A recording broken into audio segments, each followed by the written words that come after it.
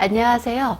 주부가 알려주는 부동산의 모든 것의 주알모입니다. 이제 여름이 올려는 것 같아요.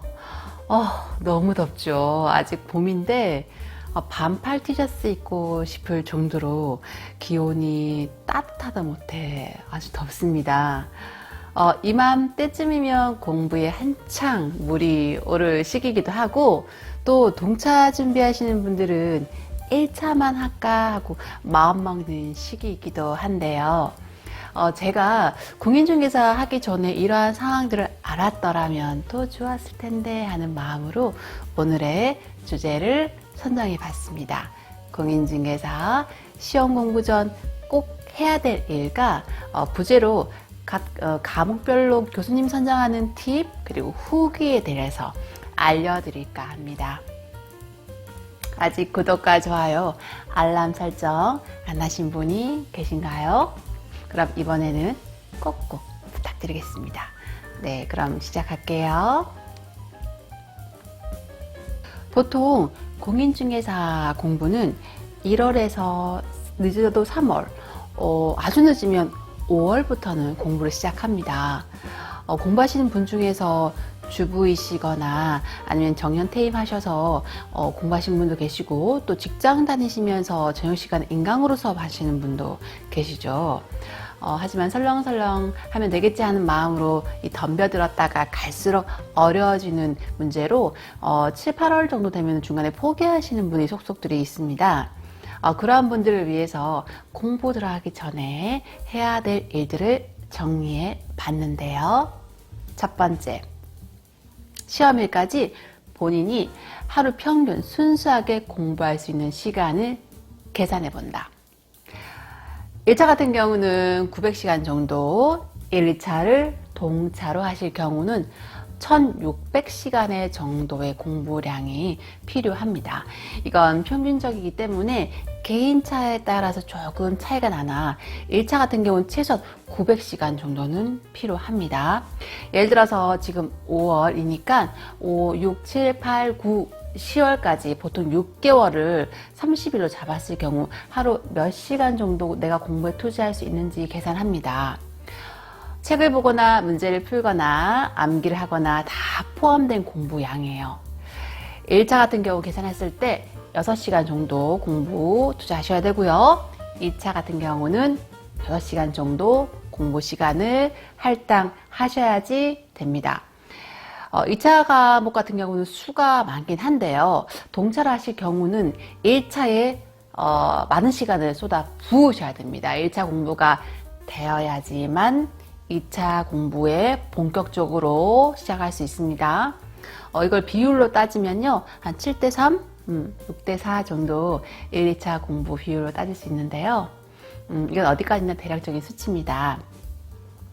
그렇다면 이제 5월부터 공부할 경우 총 공부 시간을 따져보면 한 11시간 정도가 필요한데요. 그리고 또 9월부터는요, 교과서 수업 빠지고 문제집이 들어가기 때문에 영상이나 수업 시간을 줄이셔야 되고, 내 순수 공부 시간을 늘리는 거 잊지 마십시오.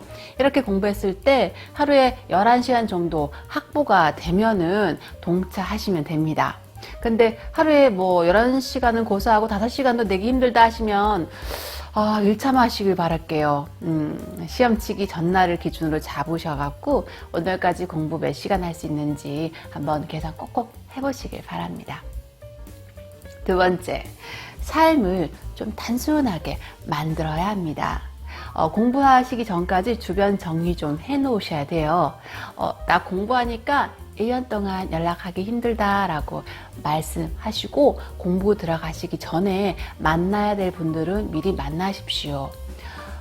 주부라면은 가정이 먼저고 직장인이라면 직장이 먼저겠죠. 하지만 공부하겠다고 마음을 먹었다면 다 할 수 없어요. 완벽할 수 없습니다. 짧은 수업 기간으로 끝내고 싶다면 독하게 마음 먹으셔야 되고, 또 주변에 욕을 좀 먹으셔야 돼요. 주부시라면 시댁이나 주변 친구들한테 욕먹을 각오 조금 하시고, 또 시험 끝나면 잘하겠습니다 라고 하시면 됩니다. 직장인이시라면 회식이나 접대 또 불필요한 만남 같은 건 일절 끊으셔야 돼요. 독해지셔야 합니다. 수험 기간을 장시간으로 나 잡고 싶으시다면 만나고 싶으신 분 다 만나시고 챙기고 싶으신 분 다 챙기셔도 됩니다. 하지만 1년 안에 합격이 목표시라면 이렇게 생활을 심플하게 만드세요. 공부하시는 과정에서 이런저런 걱정거리가 들어오잖아요. 그러면 하루 공부 망치는 건 여삿일입니다. 세 번째, 주변에 시험 공부한다고 소문 내셔야 합니다. 그래야 부끄러워서라도 합격합니다. 혹시 떨어지면 어쩌네 하고 그런 생각에 조용조용 공부하신 분들 계시는데요.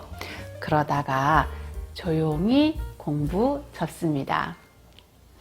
소문을 많이 내세요.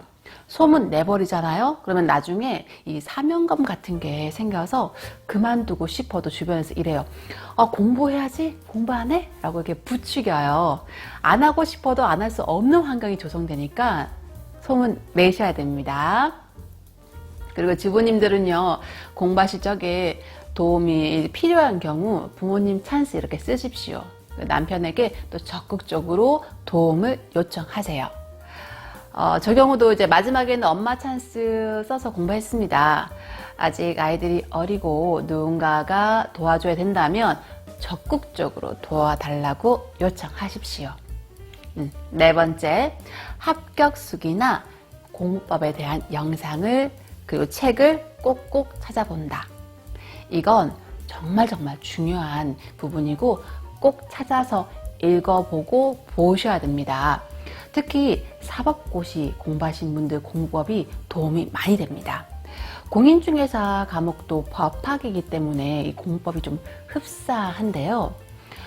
비록 분량은 비교도 되지 않을 만큼 그렇지만 대한민국 최고 엘리트 집단들이 어떤 식으로 공부를 했으며 또 어떻게 합격을 했는지 알아야 하고 또 그걸 공인중개사 공부법에 어떻게 적용할 건지도 생각하셔야 됩니다.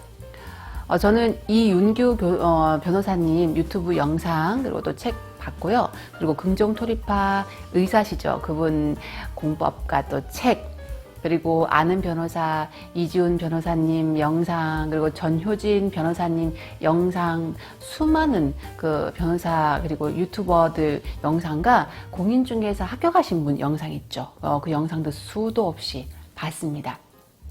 여러분, 하지만 조심할 건요, 그 영상들 중에서 3개월 만에 합격하는 비법, 문제지만 풀었어요, 등등 아주 좀 자극적인 영상들이 있죠. 그런 건 좀 패스하십시오. 그건 아주 특이한 케이스고, 저도 잘 모르지만 공부에는 왕도가 없다고 생각하거든요. 투자한 만큼 된다는 건 상식적으로 알고 있기 때문에, 그러한 현혹되지 않으시고, 스스로 공부법을 좀 투자하십시오. 여러분도 3개월 만에 합격했네, 4개월 만에 합격했네 이런 소리 현혹되지 마시길 바랍니다. 저 하시는 분 중에서 머리 아주 정말 뛰어나시고 암기력 좋으시고 고등학교 영어 선생님이신 분이 계셨어요. 같이 공부하신 분 중에서요. 문제 푸는 데는 아주 특화된 분이셨고 그런 분도 3월 달에 공부를 해서 그에 동차를 하셨거든요. 그분 같은 경우도 공부에 감각도 있으시고 또 문제를 푸는데 정말 달인이시더라고요.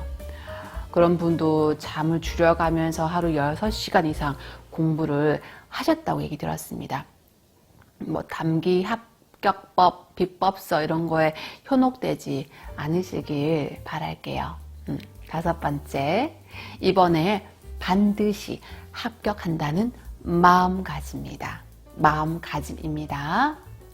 저는 교재를 받고 앞 표지에다가 이렇게 썼어요. 나는 2021년 32회 공인중개사 합격생이다. 이렇게 써놨습니다. 이번에 반드시 합격한다는 마음가짐으로 임하셔야 하고 또 설렁설렁해서 되는 시험 아닌 거 아시죠? 대충 공부해놓고 이제 떨어지고 나서 나 공부했다, 상 주십시오를 상 주지 않습니다. 알아주지도 않을 뿐더러 시험은 냉정하기 때문에 결과로서 붙었네, 떨어졌네, 판가름합니다. 억울해도 상관없어요. 어쩔 수 없습니다. 아무리 공부 열심히 했어도 떨어지면 정말 본인이 낙오자인 듯이 정말 한심하게 보일 거예요. 그러니 반드시 붙다는 각오로 임하셔야 하고, 또 누군가 알아주겠지 하고 공부는 하지 않으시기 바랍니다. 또 공부를 함으로써 자신감이 붙고, 그 자신감이 나중에는 스스로한테 믿음으로 다가옵니다. 올해 하다가 좀 힘들면 뭐 내년에 할까 이렇게 생각하지 않게 이번 마음가짐 확실히 잡으시고 합격한다는 마음으로 임하십시오.